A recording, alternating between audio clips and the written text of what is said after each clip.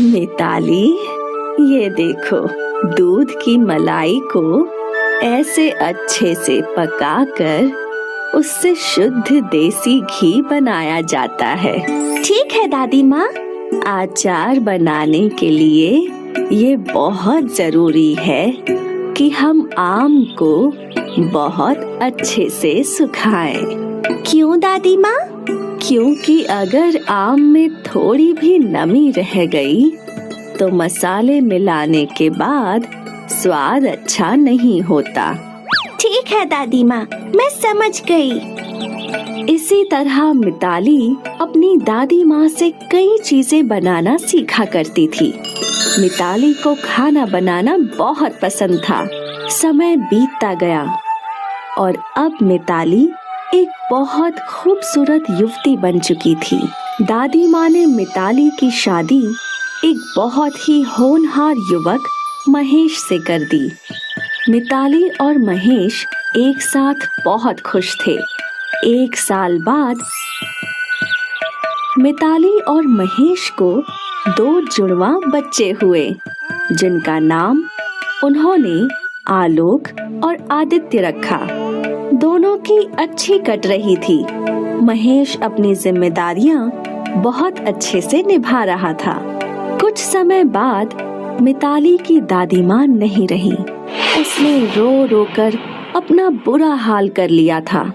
अब इस दुनिया में मिताली के अपने सिर्फ 3 लोग थे, महेश और उसके 2 बच्चे। मिताली ने अपने आप को संभाला और फिर अपने पति और बच्चों की परवरिश में उलझ गई। लेकिन शायद भगवान ने ही मिताली के जीवन में बहुत कम खुशियां लिखी थी। महेश का एक घातक एक्सीडेंट हुआ, जिससे उसने बिस्तर पकड़ लिया। मिताली को ये समझ नहीं आ रहा था कि वो कैसे अपने आप को और अपने बच्चों को संभाले। कुछ ही दिनों में उनके खाने के लाले हो गए। उनके पास दवाइयों के भी पैसे नहीं थे। और फिर एक दिन महेश ने भी अपना देह त्याग दिया। महेश की मृत्यु से मिताली पर जैसे दुखों का पहाड़ ही टूट पड़ा था। महेश घर का अकेला कमाने वाला था, जिसके जाने से घर की आर्थिक स्थिति बहुत ज्यादा बिगड़ गई थी। मिताली ने कभी भी काम नहीं किया था, लेकिन अब उसके पास कोई रास्ता नहीं था। अगर अब मैं नहीं कमाऊंगी तो मेरे दोनों बच्चे भूख से मर जाएंगे। मुझे कमाना ही होगा, लेकिन मैं कैसे कमाऊंगी? मुझे तो कोई काम भी नहीं आता, ना ही मैं पढ़ी लिखी हूँ। मिताली इसी सोच में डूबी थी। उसे समझ नहीं आ रहा था कि वो क्या करे। अचानक उसकी नजर घर में पड़े मर्तबान पे पड़ी। आचार, हाँ, मैं आचार बना के बेच सकती हूँ। मिताली ने आचार बनाना शुरू किया और जब उसका अचार बन गया, मिताली ने अचार को एक बड़े से मर्तबान में भर दिया। ये अचार मिताली बाजार ले गई। वहाँ चिल्ला चिल्ला कर मिताली ने अचार बेचा।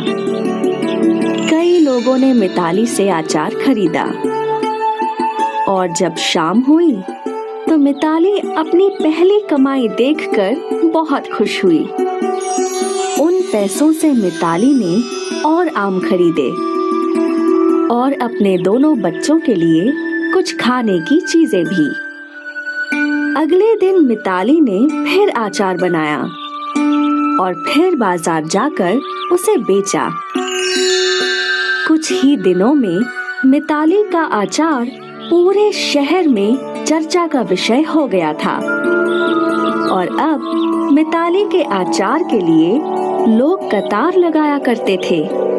मिताली खुश थी क्योंकि उसे जरूरत से ज्यादा पैसे मिल रहे थे और उसके दोनों बच्चों का पालन पोषण बहुत ही अच्छे तरीके से हो रहा था। कुछ वर्षों में मिताली के दोनों बेटे बड़े हो गए और अब वो दोनों बड़े स्कूल में पढ़ने जाया करते। मिताली ने आचार बना बनाकर एक बड़ा घर बना लिया था और अब मिताली ने बाजार में एक बड़ी दुकान भी खरीद ली थी। अब वो आचार के साथ साथ अन्य कई चीजें भी बेचा करती थी। मिताली ने अपनी सहायता के लिए कई औरतों को काम पर रखा। इससे उन बेरोजगार गांव की गरीब औरतों को काम मिल गया और उनका भी जीवन बेहतर होने लगा था। और मिताली दिन दुगनी रात चौगुनी तरक्की कर रही थी। मिताली ने अपने व्यवसाय को बढ़ाने के लिए नई तकनीकों का भी सहारा लिया। उसका छोटा सा व्यवसाय अब एक बहुत बड़ी फैक्ट्री बन चुकी थी और उसकी बाजार की वो दुकान एक 4 मंजिला कंपनी बन चुकी थी। मिताली एक अनपढ़ गरीब विधवा से अब एक बड़ी कंपनी की मालकिन बन चुकी थी। और अब जब रिपोर्टर ने उन्हें पूछा, आचार से आपने इतनी बड़ी कंपनी का सफर तय किया, मैडम क्या आप बता सकती हैं कि इसकी मुख्य प्रेरणा क्या थी? जरूरत। अगर मुझे कमाने की जरूरत नहीं होती तो ना मैं आचार बनाती और ना ही यह व्यापार बनता। मिताली मैडम, आपको अपनी इस साहस के लिए सलाम और मेरी शुभकामनाएं हैं कि आपका ये व्यापार बहुत ही जल्द अंतर्राष्ट्रीय व्यापार बने।